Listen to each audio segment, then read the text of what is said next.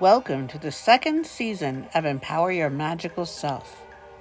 I'm your host, Leah Wellborn, the Mystic Autistic. I created this podcast because I used to be very, very sad. In fact, for decades, I hated being alive. In 2020, I was touched by grace and I decided to live in joy no matter what that took. The result? I empowered my magical self. Along the way, I was diagnosed as autistic at the age of 48. I also became a Reiki healer and an ordained minister. My mission now is to continue to empower my magical self and to help you empower your magical self, whoever and wherever you may be. In each episode, I'll be talking with someone who has helped me empower my magical self. I'll ask them about the experiences in their lives that have shaped them, and I'll ask each guest to answer one question. What is magic? Join me for all 13 episodes of Empower Your Magical Self, Season 2. Welcome to the fourth episode of the second season of Empower Your Magical Self. I'm your host, Leah Wellborn, the Mystic Autistic. My guest today is author, witch, and honestly, one of my heroes, Amanda Yates Garcia, the Oracle of LA. Hello, and welcome to the fourth episode of the second season of Empower Your Magical Self.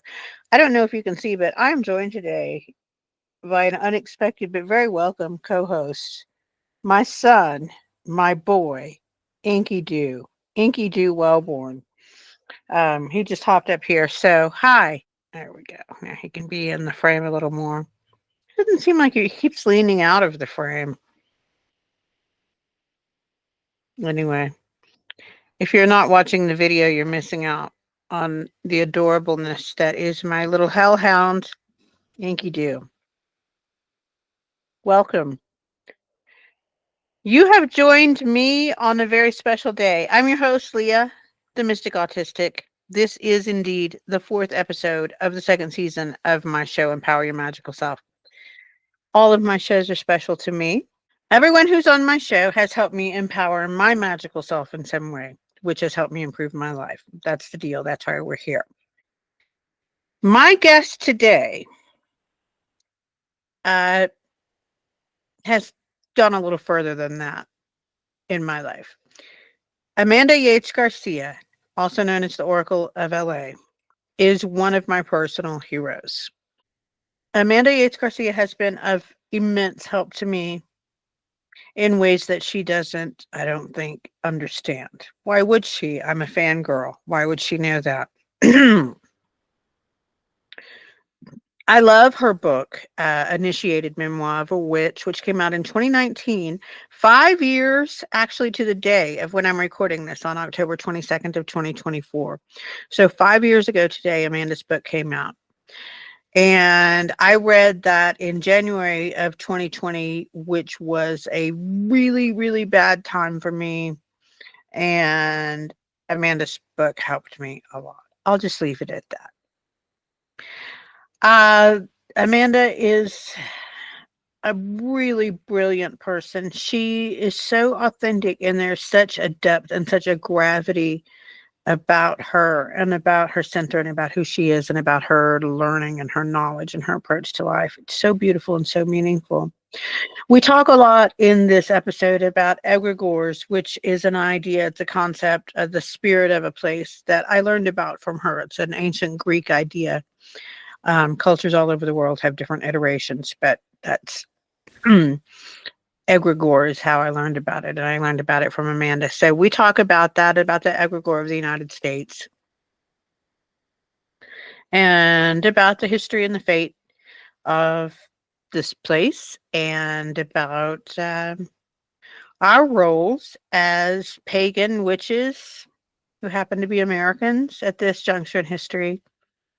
It's kind of a heavy episode, I guess, but Amanda's a brilliant thinker. She would be a brilliant thinker if she were not a witch, but she's a witch. And Amanda, honestly, is one of the primary reasons I started this podcast because I wanted to have the opportunity to talk with people like her. I wanted to have the opportunity to talk with her, honestly. So this day, as you can see, is a big deal for me. I'm so grateful that Amanda joined me, and we have this excellent conversation to commemorate it. Before we dive into the show, though, I do want to give you a caveat. I broke my knee on July 7th earlier this year. I'm coming to you, like I said, on October 22nd, and everything's going really well. I'm walking mostly without a cane now, so that's where I am now. However, in this episode, I was talking to Amanda in July. So it had been within a couple of weeks, a few weeks of me breaking my knee. And I had booked this interview prior to breaking my knee. And like I said, Amanda means so much to me. And I was so excited to get the interview that I was like not going to reschedule. And I don't want to make it seem like I couldn't have, because Amanda and her assistant Connor were very gracious and very kind. But I was stubborn and I was like, nope, I got it scheduled and we're going to do this thing. So I can tell when I watch it, I was in pain. I was not at my best. I was not feeling well. I was very weepy. I was very, I was not well. My knee was freshly broken. And so I apologize to viewers, to listeners, and mostly to Amanda. If that is very apparent, I really hope it's not. It's apparent to me because I'm me.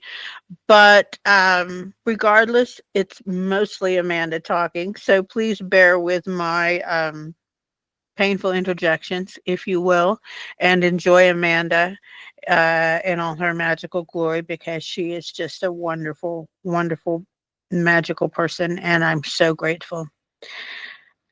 So, with that, please enjoy episode 4 of Empower Your Magical Self with my guest, Amanda Yates Garcia, the Oracle of LA.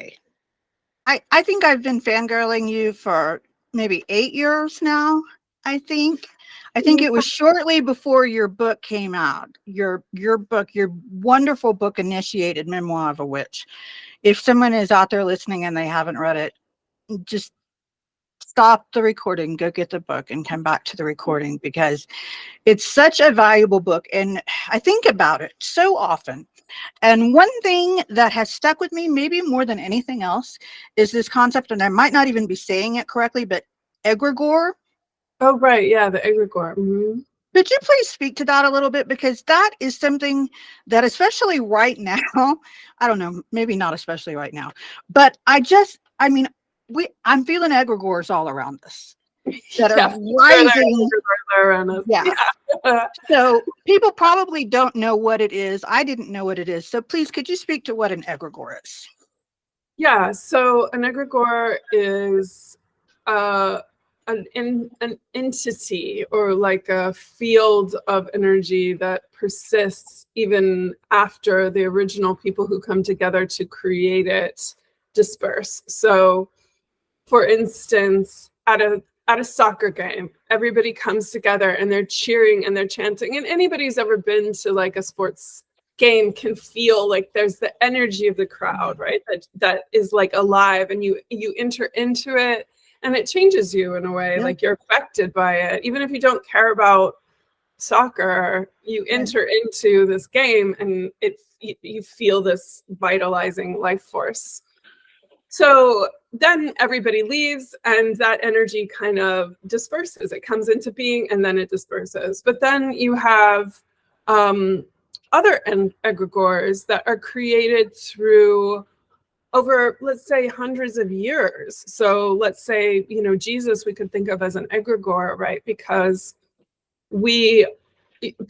people have been writing hymns, writing books, writing prayers, saying his name, like putting him on candles, putting him on t-shirts, fighting wars over him. So all of our collective energy goes into feeding this energy, this spirit, we might call it, this egregore, that even if every single one of us died or went away, that entity would still persist. And we know that in fact is true of Jesus, because everybody who was initially worshiping Jesus, let's say in the 4th century, is dead, in fact. Right. And yet we all know who Jesus is. And so an egregore, it can be created by large groups of people over large amounts of time. Or, for instance, the one that I wrote about in my memoir was created by me and my housemates. You know, when I was about 18 or 19 years old, I lived in this house, and there were 7 of us, and it had turned out that people had been doing like rituals and magic in this house for a really long time. And the energy that we all brought to the house and kind of fed the spirit of the house, we might say.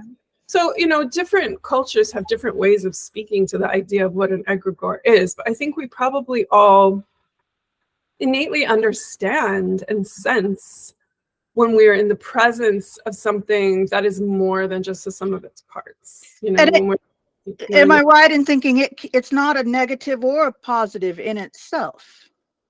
Yeah, in fact, I might argue that there's nothing that's a negative or positive in itself. That's brilliant. Yeah, I think makes it so, as Shakespeare would say. Yeah, right. I think that the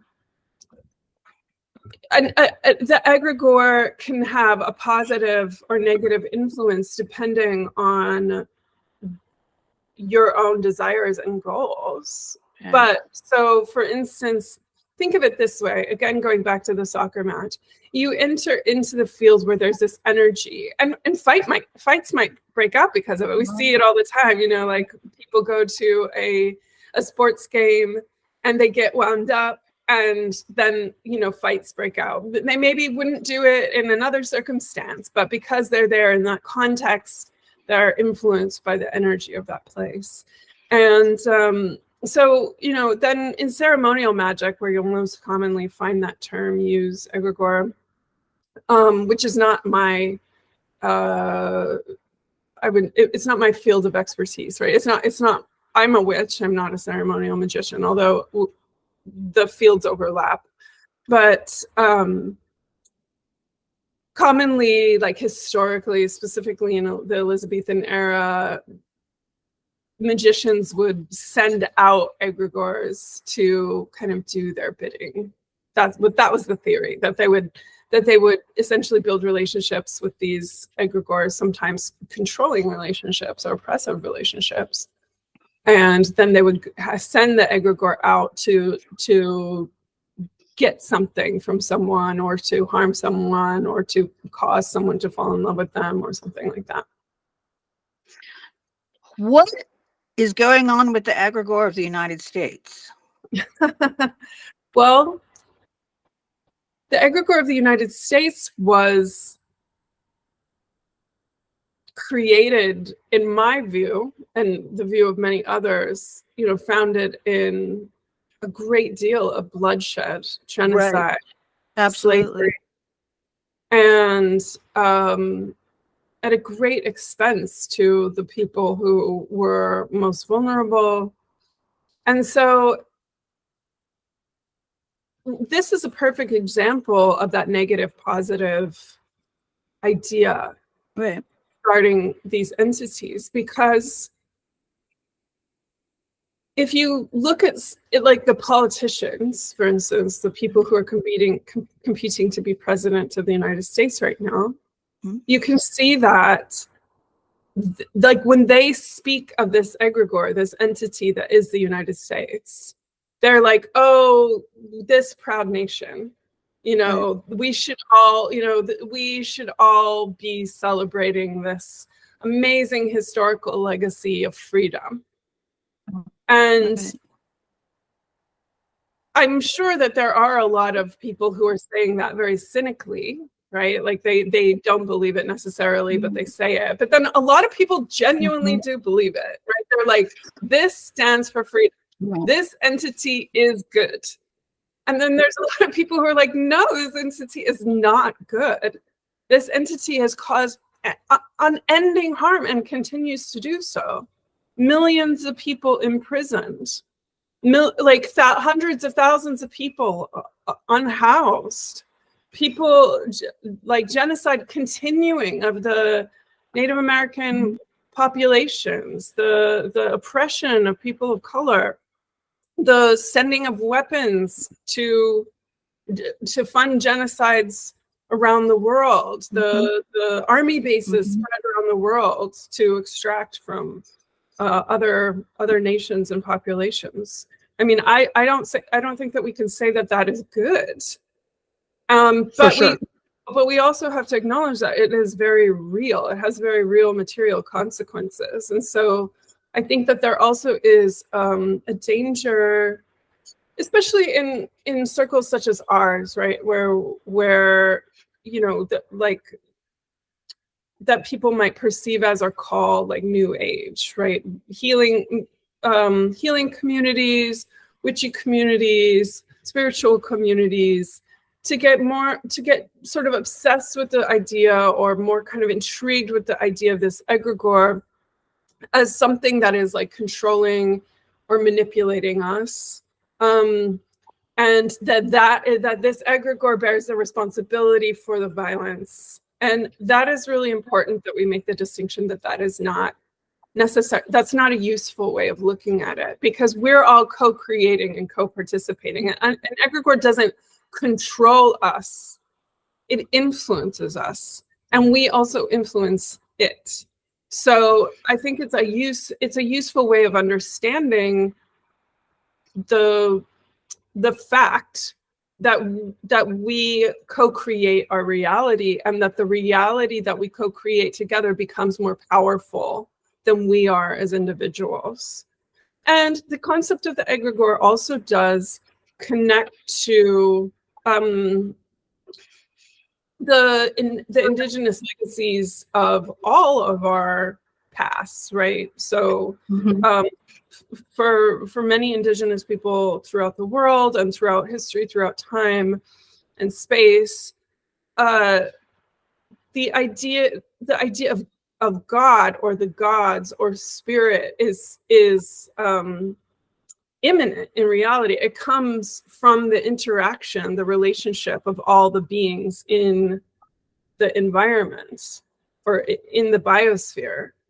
Whereas, because of the influence of Christianity, most of us conceive that there are these outside forces that are acting upon us, like God, you know, in the clouds somewhere, and is like making us do things, or it's God's will. But if we think from a more earth-based or animistic perspective, then it's not God's will, it's all of our will together that we're creating this thing. That even if we die, it carries on. And so thinking of it that way can be helpful in terms of like, actually, rather than giving away our agency and our power to this outside authority of the egregore, to saying like, we are co-creating this egregore. How can we guide? How can we shift? How can we reclaim our agency and work together collaboratively in community to change the way that things are? So regarding the egregore of the United States, I mean, we can also think of egregore as another way of saying culture. The culture of the United States absolutely influences everything that happens inside, even the environment, even the rivers, you know, like, because we are influencing the rivers, we're pouring things into the rivers, we're changing the course of rivers because of our culture. So if that is the case, then, you know, we can use ritual to shift the way that we understand our role in the world, and also shift the way that that egregore behaves potentially. I'm hopeful that I'm answering your question, but I'm not sure. You sure. Absolutely are. And I love it, because it's given me already so much to think, because in the last couple of weeks, I've been to the point of like, okay, this situation based in genocide, that this country, whether it's the egregore, the energy, whatever we want to call it, I've sort of come to a point, and I'm not saying I'm stopping there, but this is the point. What I've come to is that it needs to end, you know, and that I'm just like, all of us who came, let's go back where we came from, leave the people here. And if the enslaved people that were brought over want to stay, that's fine. But the way it is now is not working. Hands off this egregore. Let's smother it. Let's change it. Is that, am I just in the throes of my personal rage right now? Is that a truth? Should I try to strive to work beyond that? I mean, Well, what do you first of think? all, Leah, like Yeah. I just so appreciate that sentiment and your desire to like live in integrity, you know, and like your care for this land and the indigenous, you know, the First Nations people of this land and the formerly enslaved people. So I just really appreciate that, and I appreciate you saying that. I agree that the entity that has been created that we know of as the United States is not. I've lost faith that it can be reformed. Okay, that's a good way, because I think that's maybe what I was asking you. Can it be reformed? That's probably the most succinct way to say it. So good. Thank you for hitting on that. Yeah. Yeah, I've lost faith that it can be reformed. And part of it is because, you know, I'm currently getting a doctorate at UCLA, and I was on campus of UCLA when the police came to break down the protesters who were rightfully saying, let's divest, you know. Yeah, I mean, it's trying to get the university to divest. And there were snipers, and there were hundreds, if not thousands, of police. It was brutal. It was violent. It was horrific. And then seeing the way that was then portrayed in the media, I was there on campus. And then seeing the way that it was portrayed in the media, which was like opposite land, right? They were saying that the protesters were being violent, when in fact the protesters were constantly defending themselves from the violence of the counter protesters and the police. And they were saying all this horrible stuff like, oh, the protesters, like there was like excrement smeared everywhere, and they were like, you know, doing drugs, and like, and I was like, what planet are you on? That did not happen. And to see the way that was portrayed, that was like a major like a wake up moment for me, because then I realized like, oh, there's nothing that this system has ever spoken of that has been true. Like this system lies constantly, and it lies in order to portray the people who are standing up for what is right and true and good as aggressors, as violators. So there's no way that we can trust anything that we see in the media, and that was a moment of complete disillusionment for me. And I'd already been disillusioned, but that was like a moment where I was like, oh no, this cannot be reformed, because because everybody is in on it in the positions of power, because not because they're bad people, but because the system that we're in gets them, or gets people, the egregore gets people to behave in a certain way.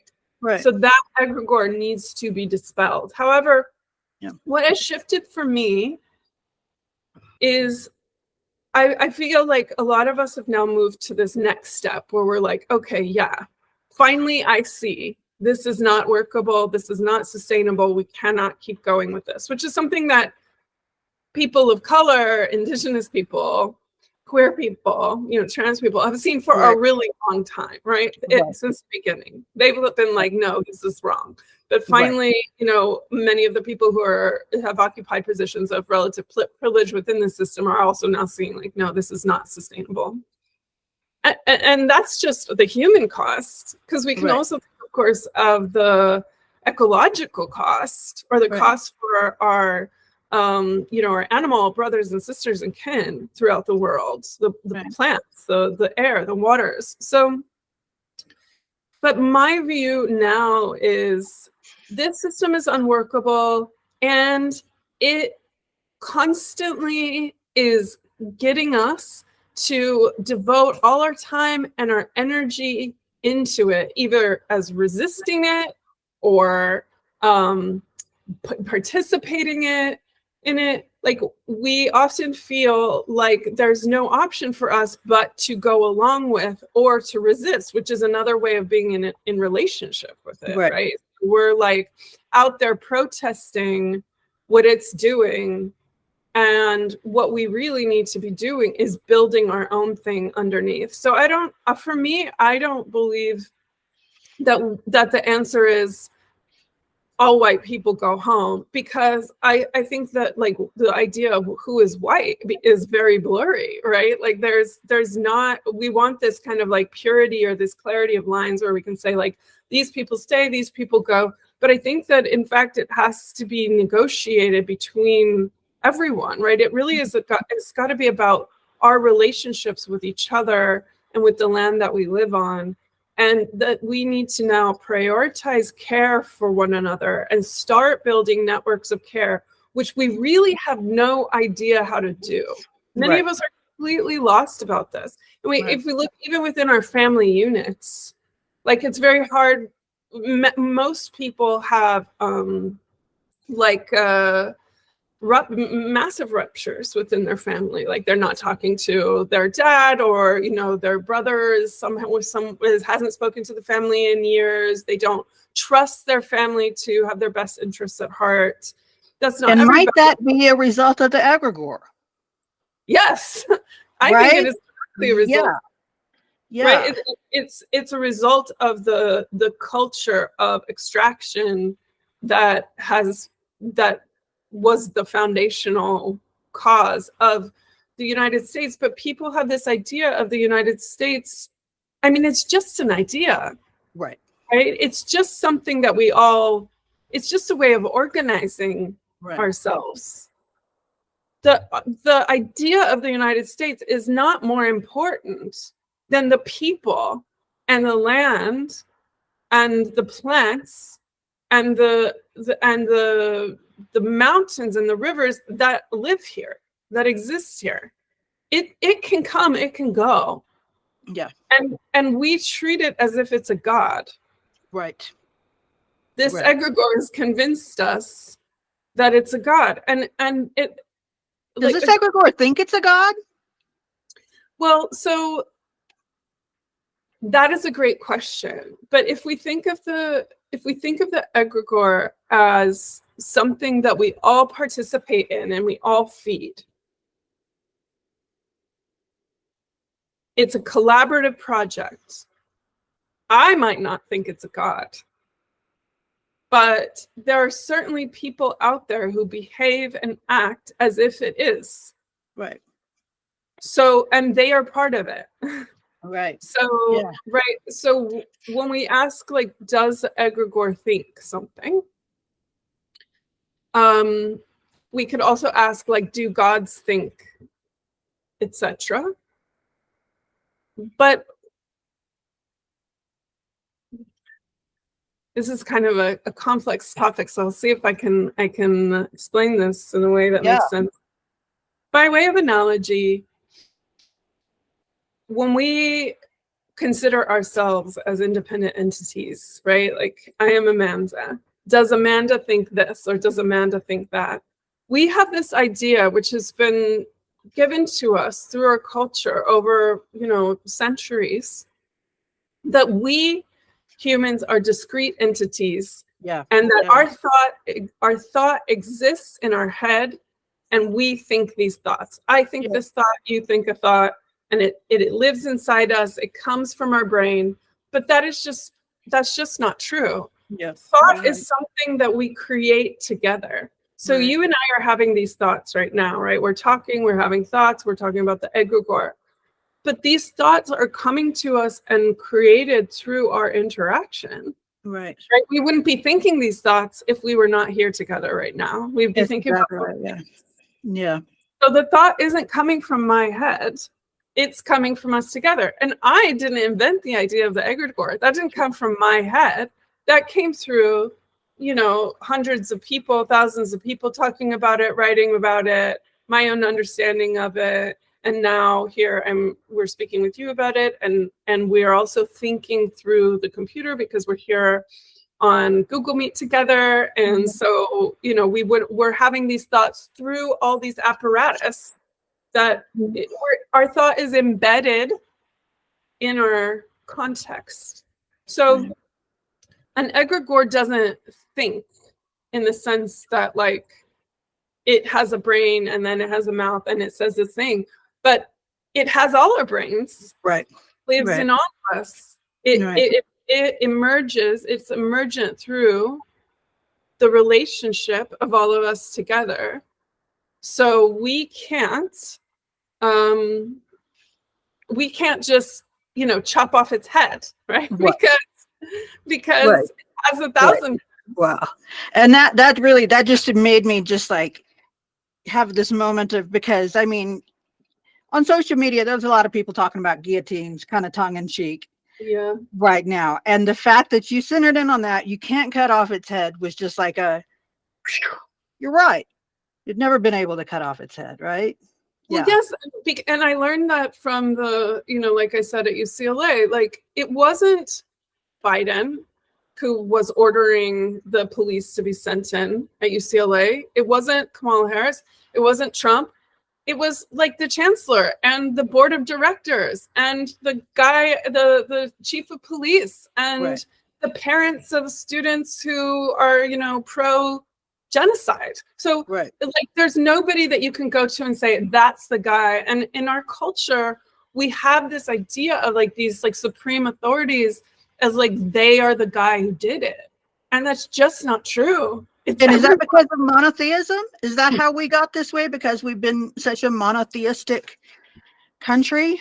I mean, I have a fundamentally, personally troubled relationship with monotheism. To me, I just see it as not really serving anybody.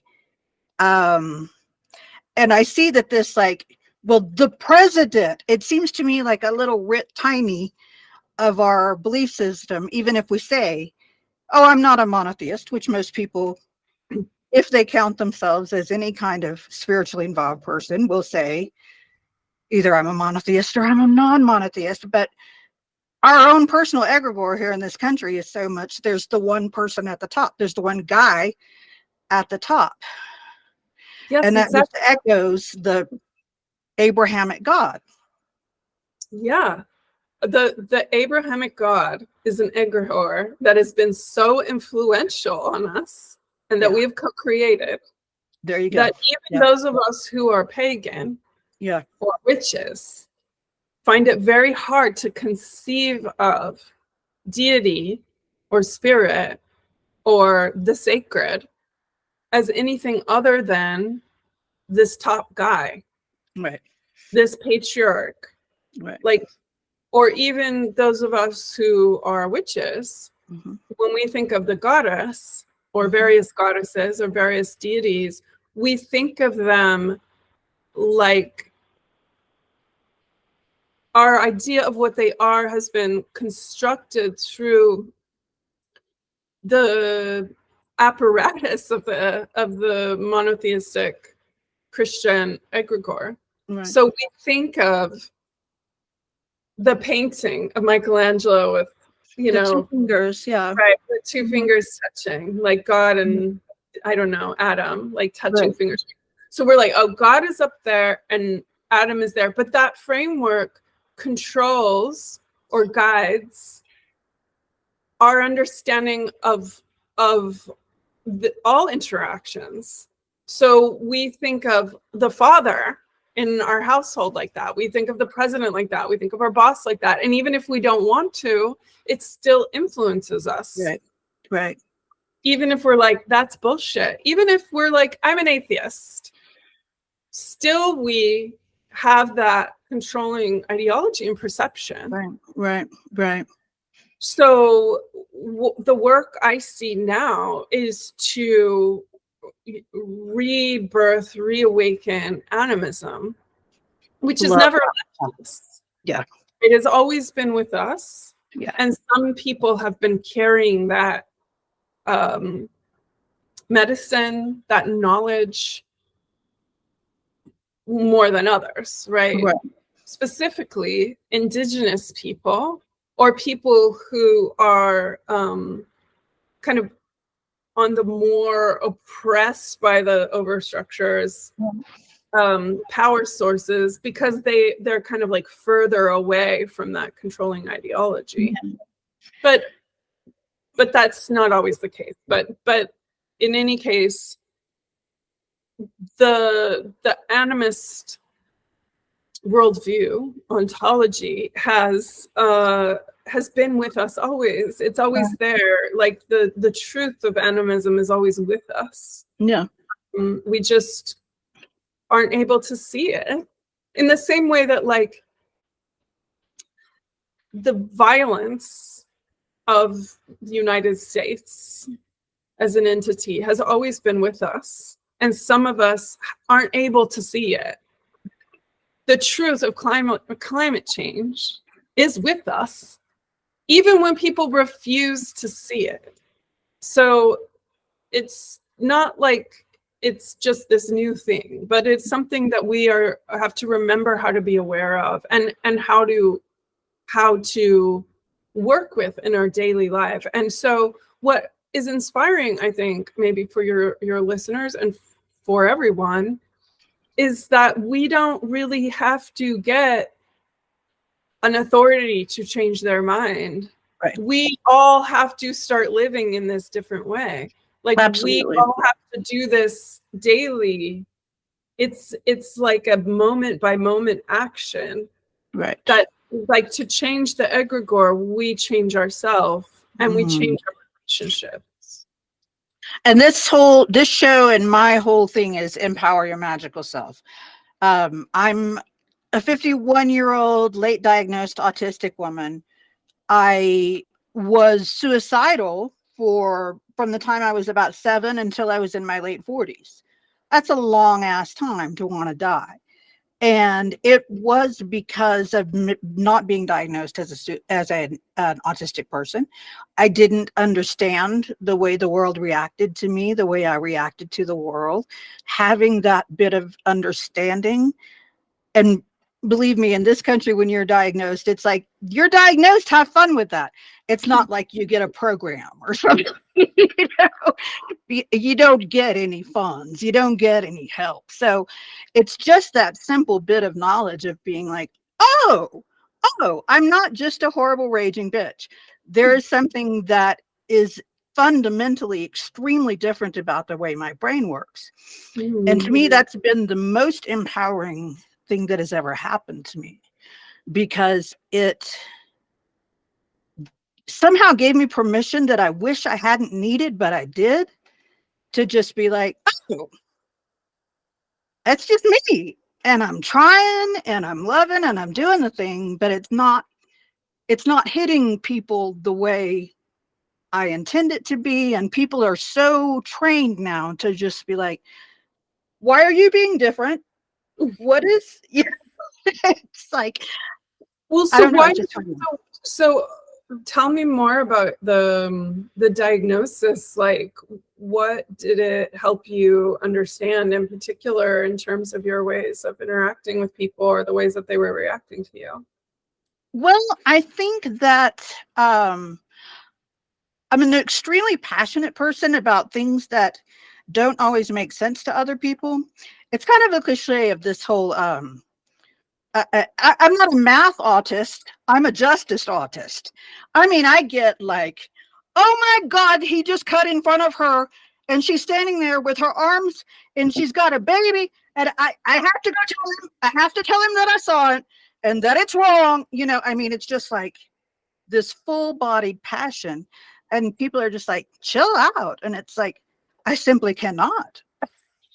Oh, Um, and I used to just see it as like, my God, this is so annoying to myself. But now I really see it as I believe that before civilization started, which I feel like is a huge wrong turn that we took, because we had been going along so well. We hear all this, oh, it was rough. It was, nobody had enough to eat. Everybody could. No, no, not true. We were going along so well for so long, and then something happened about 10,000 years ago. And I feel like before that, autistic people were just recognized as, oh, they're the ones that have the connection. That doesn't make them better. It's just some people are great at hunting, some people are great at building houses. But once civilization came along and patriarchy came along, it was like, you autistic people have no purpose. Try to fit in, try to act like us. And if you don't, we'll ridicule you. And that's how you'll know that you're doing it wrong. And that's the state it's been in since, civilization, at least in our culture. And it sucks. And I would wager that the vast majority of suicides are autistic people that have not been diagnosed. So I get really passionate about it. And it has enabled me to see it as a superpower. And that I know that I'm different than other people, and that's totally fine with me. I no longer try to fit in because I see what I have been given as a gift.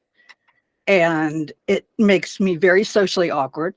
It makes me not really have any friends, but I love who I am. So, yeah. So my other big animist hero besides you is Patrick Jasper Lee. He is one of the people who I was like, Amanda, please have him on your show.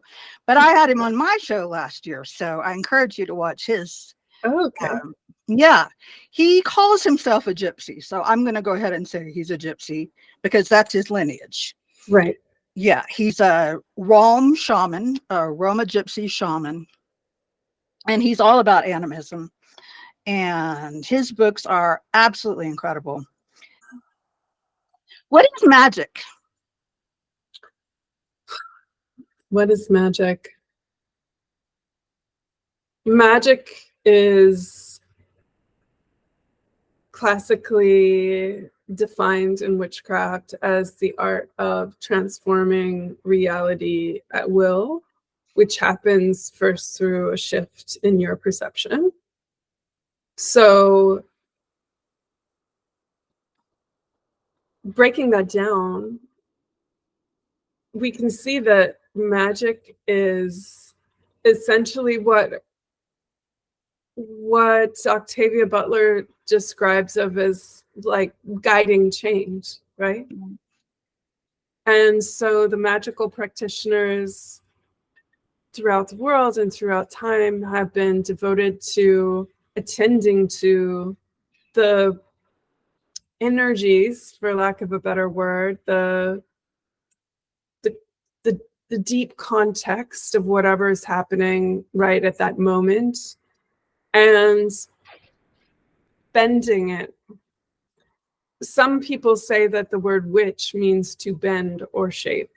The etymology of the word witch is contested, Right. but that is one potential meaning, right? The idea of being able to bend or shape reality according to your will. However, this part where it says, which speaks to the shift in consciousness that is required for magic to take place, in itself is quite a challenging thing to do. Most of us can't just shift our consciousness at will, right? Like we're sad, we can't just shift to being happy. We would like to potentially, but we can't necessarily just do it. And so in that, magic is a skill. Magic is a series of tools that we use in order to be able to enter into a more enchanted reality. to be able to move between the worlds. And when we say worlds, what we mean by that is, we could say that what we mean by that is ontologies or worldviews or understanding of the world, that the worlds all overlap one another. So when we enter the world of the ancestors, the realm of the ancestors, that realm is right here. Right. That realm lives within us. It lives within our DNA. It lives, we walk on it. Right. It is floating as dust in the wind. It is the wind itself. But to enter into that world, we have to be able to shift out of the controlling paradigm that is blinkering our worldview, which we've already spoken to, like that, the nationalist egregore, for example, or the capitalist egregore that is like, I must make money, Right. and so that those powers are extraordinarily strong. We can see that anytime we try and take a step outside of it, if you're like, you know what, that person's hungry, there's all these hungry people in my community, I'm going to feed them, there's all this food, they're throwing it away, Right. so let's move it over there, give it to them. Just try and do it. Right. It's not easy, right? No. Like, I mean, they're locking up dumpsters full of food, right? We Yeah. live in a world where they throw food in a dumpster and lock it so people Yes. can't get in and get it. So, Yes. yeah. So there's going to be all these things that get in your way. So essentially, we could also say that magic is the imagination. Yeah. The imagination is the impulse towards change, towards growth, towards life that pervades the pluriverse. And magic is our ability to access the imagination. It's to access that substance, which is called in my tradition awen, a Welsh word, the substance of inspiration. That is the substance that makes the other world, the spirit world, which is the imagination. Again, it's dark matter, right? It's everywhere. And so imagination could help us. It does help us figure out how to solve our problems, figure out how to transform whatever is around us, whether it's making a meal or changing the political establishment of our nation. Right. Where magic is the act of transforming consciousness at will, which happens through a shift in perception. And then through the use of our tools. And sometimes it happens instantaneously, just our perception shifts and that's enough. And sometimes it gives us the courage to take material actions in our lives, leave our job, move cross country, find a new partner, feed people who are hungry, and homelessness. It can help us do all sorts of things. So does that make sense? Absolutely, it does. And of course, because I'm sitting here with my broken knee, I'm just thinking that's the analogy I'm going to, because that's my physical reality right now. That it's like, yeah, I do you know Kellyanne Maddox? She's a British witch. No, you have. I feel like you are like the witch phone book. I am, yeah. I'm a big reader, and yeah, Kellyanne Maddox wrote a book called Rebel Witch, and she's going to be on my podcast. Oh, yeah. I feel like I maybe have her book. She's great, and when we were talking, she was like, "Oh my dear, you have just been bitch slapped by the universe, haven't you?" And I was like, "Yeah, I really have, but I don't feel mad about it. I feel hurt, and my ego feels bruised for sure. But I know that this is a huge level up. I know that this is magic. I'm a Reiki healer, and I know that trauma lives in our joints. Mm. I fucking broke my knee. You know, it's like I'm literally aware of the trauma leaving my body through this knee. Mm. And yeah, I'm getting all misty about it, but I feel like it was like this huge gift to me that I would never, oh my God, not in a million lifetimes would I say, yeah, I want to go through the pain of breaking my knee, going through chemical withdrawals, being laid up thinking I ruined everything because I climbed up on a fucking bar stool to hang a hummingbird feeder. Yeah, I got bitch slapped by the universe. But thank you. Thank you, universe. I mean, I do feel like that you're speaking to that shift in perception, right? Yeah. Like Yeah. you are working your witch magic Yeah. to open your mind and heart to the possibilities of what this broken leg could mean for you. Yeah. I've had experiences like that as well. Recently I've been having some health problems, and they're trying to figure out what it is, and they thought potentially that it was an autoimmune disorder. And I actually felt like it was a blessing, because it really made me stop and realize like that I can't just keep pushing myself the way I had been, that I needed to listen. It was like a message. You need to listen. You need to attend to your body. You can't just keep drilling like this. Right.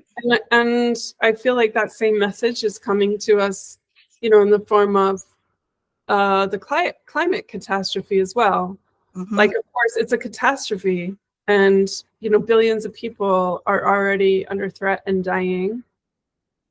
Not to mention ecosystems, and her communicating with us is a gift. Yes. Because it's saying you must listen, you must change your ways, and if we perceive it as like an honor to receive this gift of this message, then hopefully we'll listen and we'll do something. And so it doesn't have to be a gift.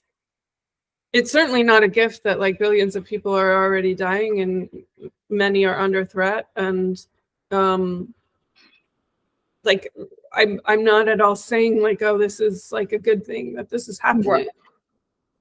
But I am saying that it is a kind of a gift in the sense that I guess we could say consequences for our actions are a gift. And even though like the billions are already suffering, that's not like, it's coming for all of us. Right.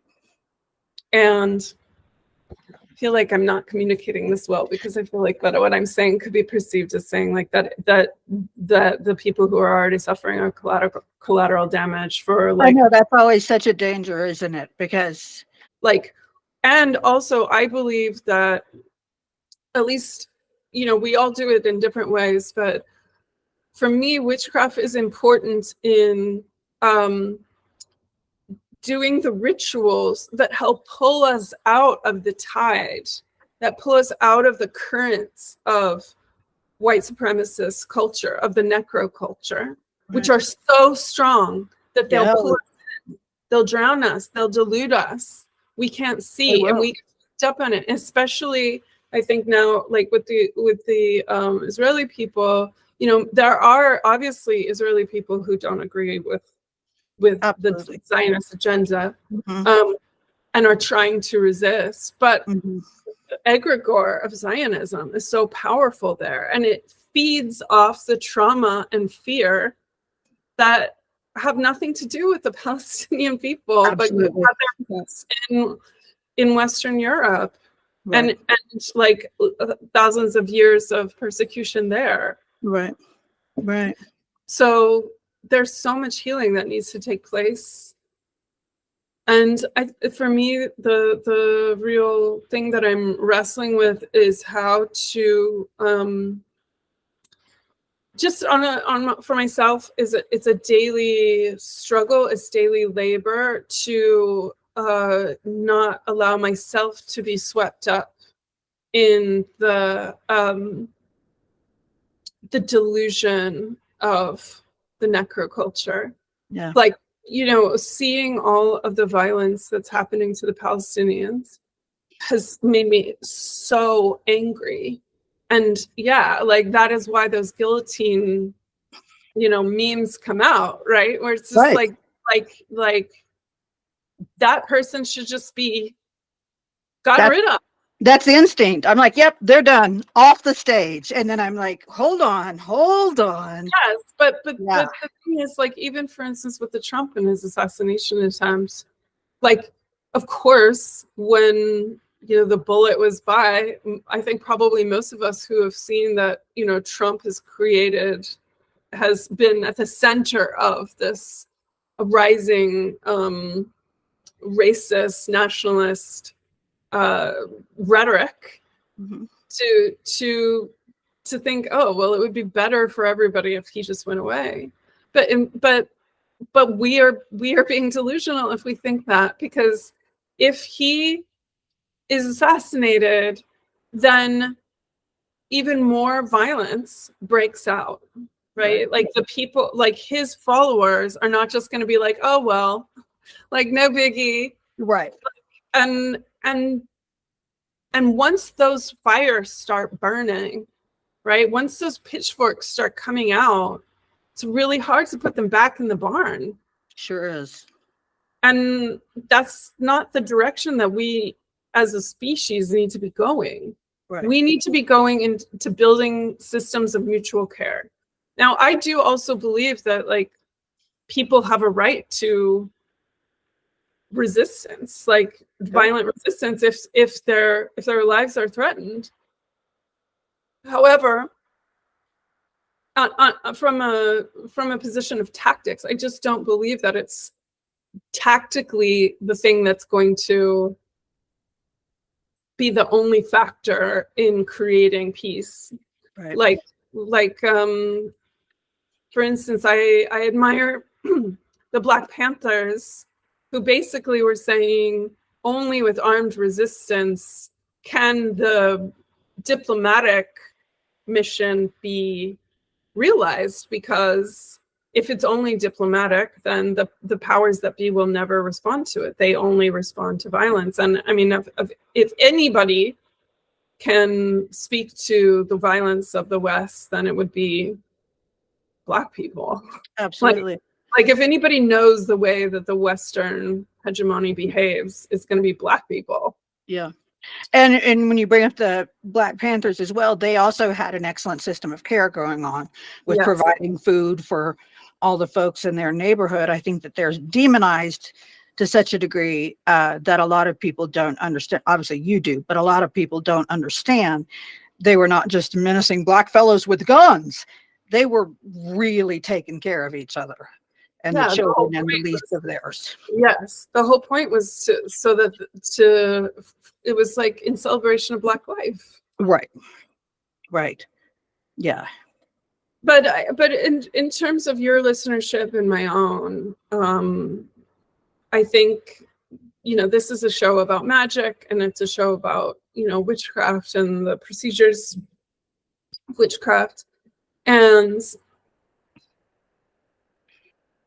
I think the way that we see witchcraft presented, you know, in social media or in popular culture, in the, you know, bookstores, is that it's all quite self-serving a lot of the time, right? It's like, you know, I need money real quick. I need, you know, there's someone I have a crush on. I like this crystal. And all of that is like, of course, we want love, we want abundance, we want stability for ourselves in our lives. And those are things that we have to co-create together. Real magic is about relationship with the biosphere, with each other, with our communities, is about sharing care, sharing life force, moving life force around so that all beings thrive. And so we have been deluded and tricked into believing that like we can call in abundance for ourselves. We can't. It's like in the way that this system is organized, like there's all these forces, magical or not, that are trying to prevent you from having that. So even if your magic is powerful as an individual, we need collective magic. Right.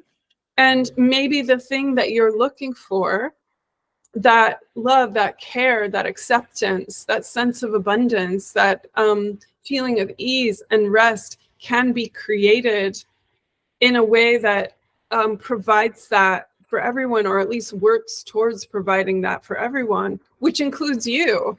Right. So it's not like you're just doing it as like a selfless act of martyrdom, but as a way of enhancing the collective good, which includes you. So what witches might want to focus on, or I invite at least people to consider, is, you know, what are the rituals and the practices that you can do? What are your tools for shaping your own consciousness and building community, building care? And just looking around in your house, you can see kind of what the state of that is like within yourself and your own capacity. And then you're going to want to like broaden your practice. And it's kind of like it's like a guitarist who practices scales, right? It's to keep your fingers flexible, to keep yourself, to keep those neural pathways strong. So our rituals, even if you can't, even if you're like, I find it hard just to light incense in the morning and say a prayer. I do too. You know, some of us find that really easy. Some of us find it really hard. But I would say most of us probably find it challenging because there's so many things that get in the way.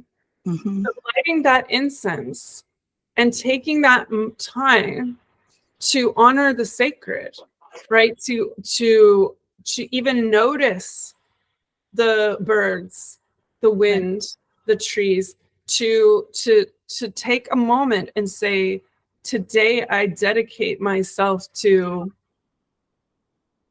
the imagination, to opening up myself to the imagination, for instance, or to caring for people that I love. That is snatching that moment from the mouth of capitalist white supremacist patriarch. Yeah, and I'm going to let you go. I've already held you over, but I do want to just add to that point because it's bringing to mind a conversation I recently had in a spiritual autistic group that I have, and there's a lot of those that I don't lead it. I'm just a member. But someone posted, a very young person who was recently diagnosed, about how she feels like everything's out of control. She can't seem to it's just, which, my God, I can relate, you know. So my advice was to her was something that I think I gleaned from my following of you for so long, because you helped me, I don't even know if you know it, but you helped me develop a morning routine of grounding. And it's been so essential in my life. And so I tried to pass that along, and I said, I highly recommend a morning routine. It doesn't have to be anything, but just make it and do it. And I got a lot of pushback from people saying, well, it's easy for you to say because you can do a morning routine. A lot of autistic people can't. And I had to push back on that and say, are they just letting themselves believe they can't because they've been disempowered their whole life? Because I'm not talking about putting on robes and, you know, I'm talking about laying in bed for 2 minutes and doing like you said, dedicating yourself for the day. And I think that people, not just autistic people, but people writ large, have been so disempowered by the egregore, by whatever, that they think, easy for you to say, I can't do that. I don't have that power. And I just want to encourage people to say, yeah, you do. Take that power. Don't just let it be, well, they've told me I'm autistic, so I can't do that. They've told me I'm a girl. I can't do anything. I'm a girl. They've told me I'm, not right in the head. I can't do. Fuck that. They're disempowering you by doing that. Take your own power.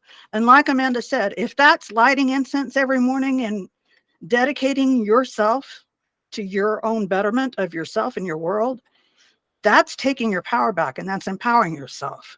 So if you choose to be disempowered, I invite you to look at that as a choice. Not all the way through your life, but like Amanda said, take those moments back. Somebody says, we're just going to get a hamburger and some fries. If that in your gut feels like, no, I want some fresh fruit. I want a big glass of water. Oh, look at you over there, Lady Nature, blah, blah, blah. Yeah, sure, I'm Lady Nature. Give me a goddamn apple. Take your power back. It can be as simple as that. So thank you, Amanda. Thank you for having me. It's been a real pleasure and an honor, Leah. I'm so glad that we had a chance to connect in this way. Me too. Is there anything else that you would like to say, where people can find you, or? Yeah, so you can follow me on my Substack. The first level is free, and it's amandayatesgarcia.substack.com. That's where I am mostly these days. I am also on Instagram at Oracle of LA, and I keep meaning to start posting again. I used to be very active, but I've kind of slowed down since I've been in this doctoral program, which is taking a lot of work for me. Sure. I also have a podcast called Between the Worlds, which is also excellent podcast. But we are. But there are not me podcast. Just kidding. Yeah. So Substack's really the best way. Also, and of course, grab a copy of my book, Initiated, Memoir of a Witch. And I basically promise to people that if you don't know that you're a witch when you start reading the book, by the time that you finish, you will. So yeah, that's a beautiful book. Thank you, Amanda. Thank you to you and your brother Connor, who is a sweetheart. Helped get this all scheduled and is always so kind. And so thank you. Thank you so much for joining me in this really remarkable episode that I'm so proud of with Amanda Yates Garcia. I hope it wasn't too apparent that I was in pain, but I love the interview and I'm so grateful for it. Thank you for joining me. I hope that you will come back and join me next week for episode 5 of season 2 of Empower Your Magical Self, when my guest is high vibe artist Monita, who will be joining me from China, which I don't know if you know this, but only has one time zone. That's just amazing to me. Regardless, Monita is joining me from China, and she is there because she is in Kung Fu camp. What? Who does that? So amazing. She was living in London and her lease ran up, and she thought, rather than get another apartment, why not go to China and go to Kung Fu camp as one does? So right there, that gives you reason to come back. And that's just a little bit of what we talk about. So please come back next week and join me for this fabulous talk with the very inspiring high vibe artist Monita, who joins me from China from Kung Fu camp. All right. Have a great week. Go out and empower your magical self. Goodbye.